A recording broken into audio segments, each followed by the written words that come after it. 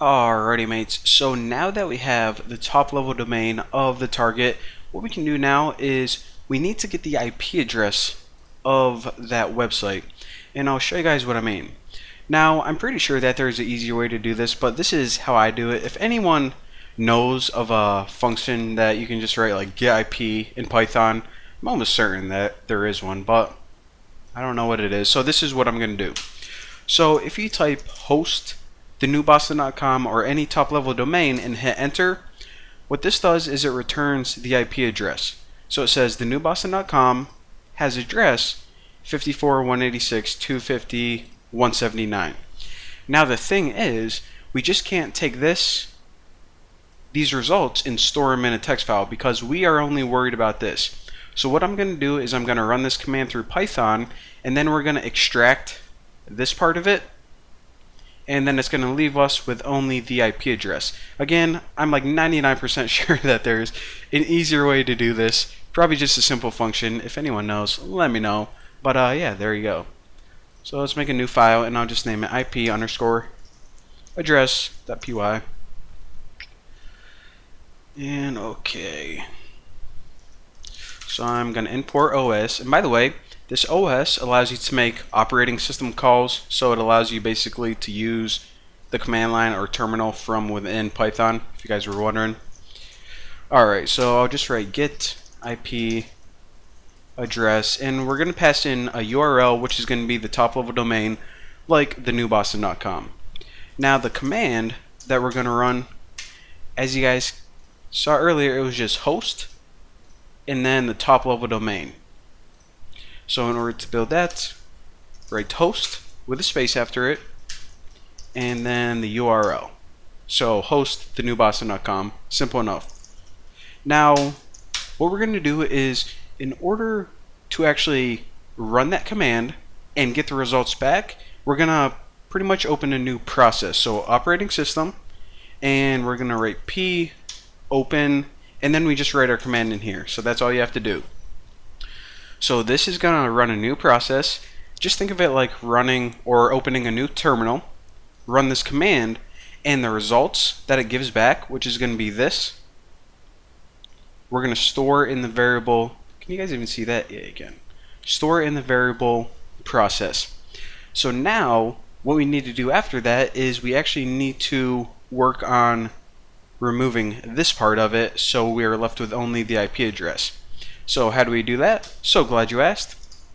We're going to write the results equal str process dot read. Now all we're doing right here is we're actually just converting it to a string, and I can just leave this variable out and run a command right on here, but this makes it look a little bit cleaner. Now what I'm going to do from here, now that we have it as a string and we can work with it in Python, is I want to find the location of this right here. Now I just can't count 1, 2, 3, 4, 5, 6 like this, because this is the thing.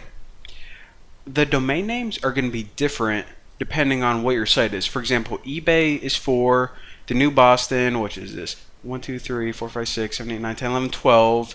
Reddit is 6. Tomato. So we can't just have a fixed number.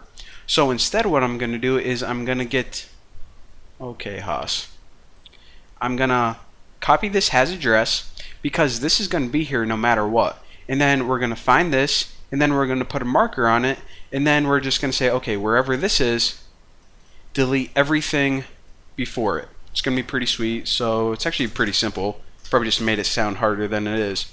So the marker is just the results.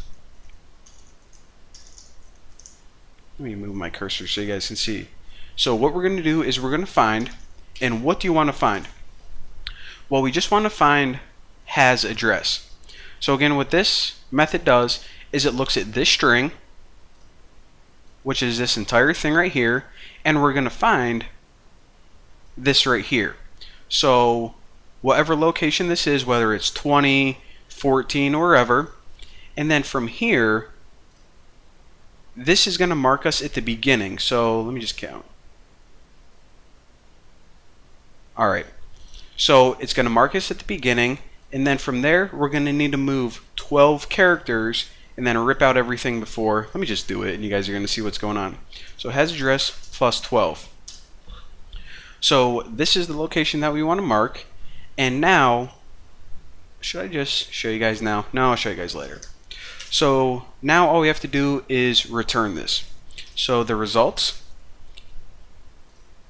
which is this entire thing, we only want to return the end of this. And remember, we already have a marker right here, so we can use that. So return results, marker, and then we'll just write to the end. So this is the beginning, and we're just going to return it to the end.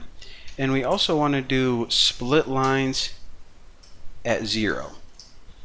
Now the reason that I'm doing this is because let's say that we have a domain name and it has multiple IP addresses, like, I'll show you guys, google.com. You see how this has a bunch of IP addresses, and that's because Google has a bunch of different servers. Well, we don't want all of these, we only want the top one. So what we're going to do is we're going to look at these, we're going to get all of these lines, split them up, and we're only going to return the first one, which is 0, since computers start counting at 0. So now just verify that this works. Let me just print get IP address, thenewboston.com. Alright, to looking good. Let me make sure I don't have anything messed up. And alright, there is thenewboston.com. Now if you want to double check and make sure that it works for Google. Alright, boom roasted, there we go. So no matter what the results give us, no matter if it's one IP address or several ones, what we did is we extracted the IP address from it, and boom roasted, we are good to go. We can now use this in our other scanning tools. So I'll see you guys in the next video.